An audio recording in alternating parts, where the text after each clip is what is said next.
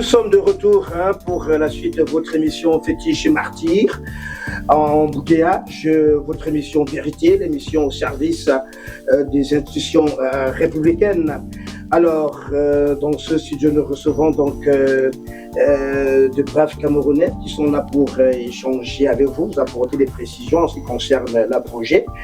Ça, vous les connaissez très bien. On parle là de héritage citoyen, héritage citoyen.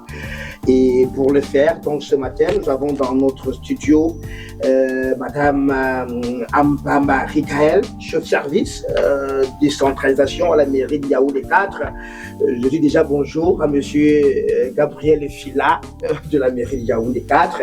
Également, vous aurez l'intervention de Monsieur Bertrand Kémonier, coordinateur humaniste, chef de projet. Ce sera vers la fin, mais on va vous dire quand même que on parle là des comités de quartier et surtout ce matin on va essayer de comprendre comment cela est arrivé avec l'accompagnement de notre chef de l'État à travers le Mindevelle. Beaucoup de précisions vous seront donc servies ce matin, puisque parlant donc de ces comités de quartier, les points essentiels à retenir du texte officiel, puisque disons que l'arrêté, c'est l'arrêté numéro 00147 A Mindevelle du 19 juillet 2023, portant modalité de création, d'organisation et de fonctionnement des comités de quartier ou de village, ministère de la décentralisation et du développement local du Cameroun, parce que beaucoup vous entendent parler de comités de quartier, se posent la question, ça se passe comment, est-ce que c'est organisé, est-ce que c'est accompagné, est-ce que c'est sécurisé, est-ce que on va en parler ce matin. Alors, l'objectif c'est de fixer les modalités de création, d'organiser le fonctionnement des comités de quartier ou des villages dans le cadre de la participation citoyenne à l'action communale. Sur le champ juridique, par exemple, on fait savoir que l'arrêté s'appuie sur les lois et décrets nationaux relatifs à la décentralisation, la gouvernance et la gestion des finances publiques et précise les procédures administratives à suivre pour la reconnaissance des comités. Parlant dans les dispositions pratiques, le texte détaille la composition des organes, les règles d'éligibilité, les modalités de tenue des assemblées, les obligations de tenue de registre et de reddition de comptes, ainsi que les mécanismes de contrôle et de sanctions en cas de manquement. Alors, pour plus de précision, on va rapidement accueillir Madame Ambamba Rikael, chef de service décentralisation mairie Yaoundé 4. Bonjour. Bonjour. Vous allez bien? Super. Alors, votre présence dans ce studio, c'est pour apporter un peu plus de précision en ce qui concerne ce projet. Il s'agit de ça. Alors, depuis cet arrêté de 2023, on note la présence des comités de quartier sur le terrain dans certaines communes. D'abord, sur quelle base procédurale la mairie valide-t-elle la création d'un comité de quartier conformément à l'arrêté de juin 2023? Oui, merci. D'entrée de jeu, j'aimerais qu'on revienne sur le texte de loi même qui porte sur le Code général des collectivités décentralisées, notamment à la section 2. À la section 2 du Code, on parle de l'article 41 qui instruit déjà l'existence des comités de quartier et des villages au sein des différentes communes et communes d'arrondissement de notre pays. Maintenant, les différents critères utilisés pour pouvoir créer, pour pouvoir obtenir un comité de quartier. Généralement, il faut des habitants d'une population, d'une circonscription bien précise, bien définie. Donc, il faut des habitants de cette population-là. On ne saurait aller chercher des habitants de Yaoundé 5, par exemple, ou de Yaoundé 2. Il faudrait être de Yaoundé 4, être camerounais. Maintenant, il faut être une force vive de l'arrondissement. Parce qu'il faudrait dire qu'avant, les comités de quartier, on avait des comités de développement et ces comités de développement étaient entourés de conseillers municipaux, de chefs de village, donc c'était assez fermé. Maintenant, avec ce nouveau texte de de loi, c'est ouvert. Oui. C'est ouvert à toutes les couches de la population. Oui. Oui, que ce soit les autochtones, que ce soit les aborigènes, tout le monde peut adhérer à un comité de quartier. Et ces éléments sont bien concentrés dans le texte. Merci. Alors, dans l'arrêté du Mindevel de 2023, organisation du comité de quartier, l'Europe, ces décuts, donc les comités de quartier, se ne limitent pas uniquement à l'assainissement. Pourquoi les actions de ces derniers s'articulent essentiellement autour de cette question? Au point les populations les reconnaissent plus sous la coupole de comités d'hygiène et d'assainissement. Les textes sont clairs. Lorsqu'on parle de comité de quartier, on parle d'un relais de développement, on parle de suivi, on parle d'amélioration, de la favorisation des projets communaux. Donc il s'agit ici du développement économique, du développement social, du développement culturel, sportif, sanitaire et éducatif. Vous voyez un peu, mais malheureusement, le manque de formation, le manque de connaissances, les gens assimilent beaucoup plus le comité de quartier malheureusement à l'assainissement. Or, ce n'est pas le cas, puisque c'est même consacré dans le texte de cet arrêté et même dans le code, il est consacré qu'on a plusieurs plans de développement que je viens de citer d'ailleurs. Merci. Alors, c'est alors les mécanismes de financement pérennes, durables.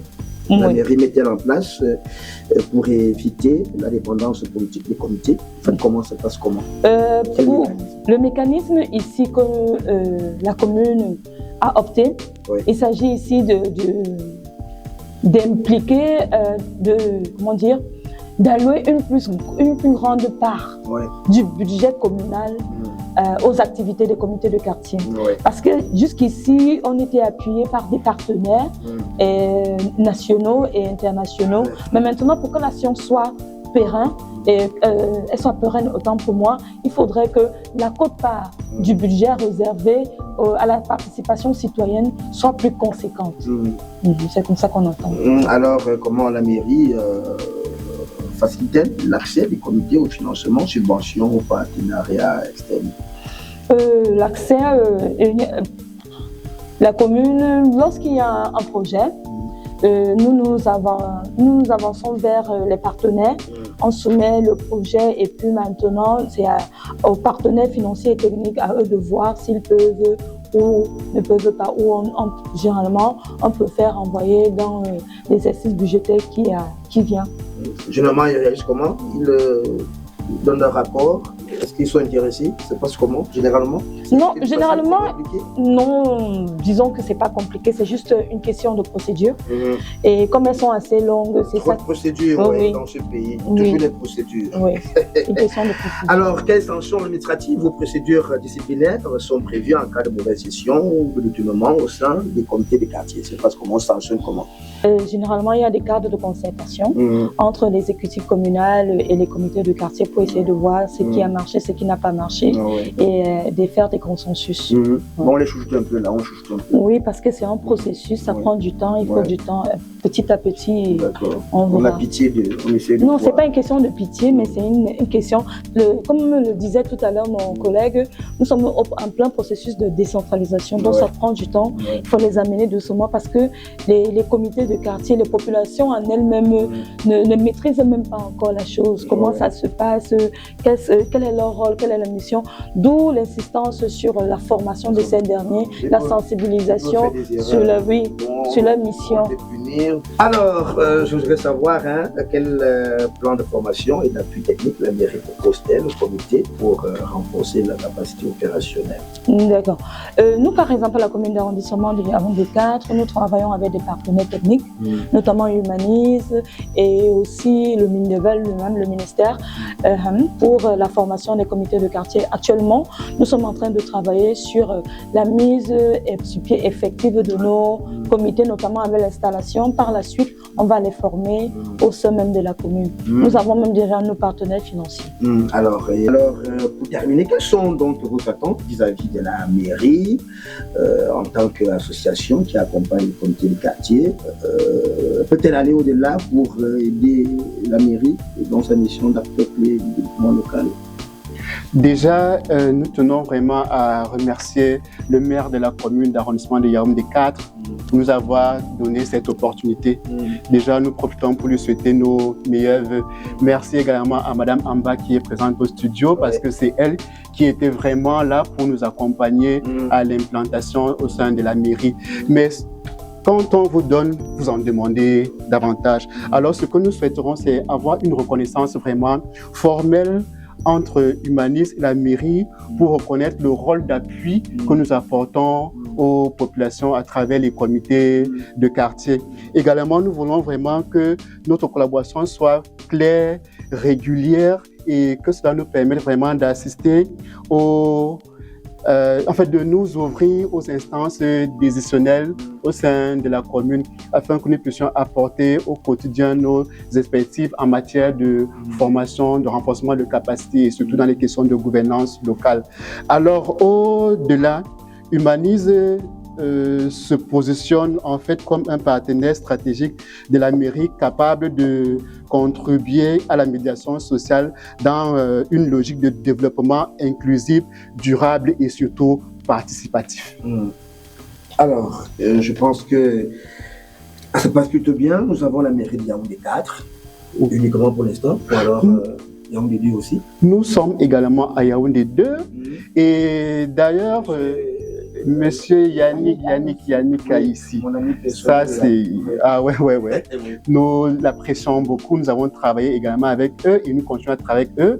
Et là, pour l'activité de Héritage Citoyen, le 13 janvier, c'est-à-dire la semaine prochaine, nous avons un forum citoyen au niveau de la mairie de Yaoundé 4e qui va réunir la mairie, quelques comités de quartier de Yaoundé 2, de Yaoundé 5, pour que nous puissions partager ensemble, regarder le film documentaire qui a été tourné dans les comités de quartier de Yaoundé 4, parce que nous avons 5 bonnes pratiques qui ont été retenues et que nous avons documentées. Donc il va être question lors de ce forum de présenter ce film. Qu'est-ce qui est présenté dans ce film? Bon, je peux vous citer des quartiers qui ont des bonnes pratiques. Nous avons par exemple Toutouli, nous avons Iwokan, nous avons Kondongo 6, nous avons Kondengui 1S et nous avons Nkolo. Voilà les 5 quartiers qui apparaîtront dans ce film. Et lors de ces rencontres, puisque les maires devront être là, pour pouvoir échanger et sortir des recommandations qui vont permettre à l'exécutif de pouvoir davantage amorcer son travail avec des comités de quartier. Merci. Alors, je pense que le message est passé, hein, sauf autre précision, je ne sais pas, mais j'ai une question là, je vais la garder pour le maire. Chaque que je veux lui poser une question ici en direct. Comment la mairie articule-t-elle son partenariat avec les organisations de la société civile pour l'accompagnement, la médiation et le contrôle citoyen avec les sécurités? Donc, dites, nous en promettons que j'ai... Gardé au frigo. Oui, j'ai sa question ici au frais. Je ne peux pas sortir du studio sans vraiment remercier tous les acteurs de la mise en œuvre d'Héritage Citoyen. Allez-y.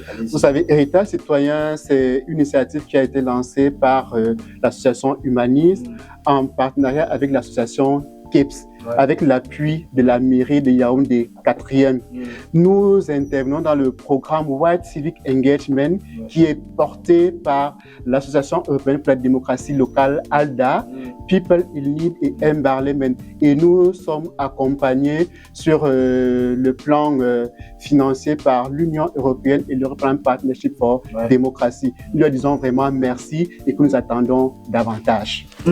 Alors, merci également et bien des choses à vous. Vous apportez vos contributions pour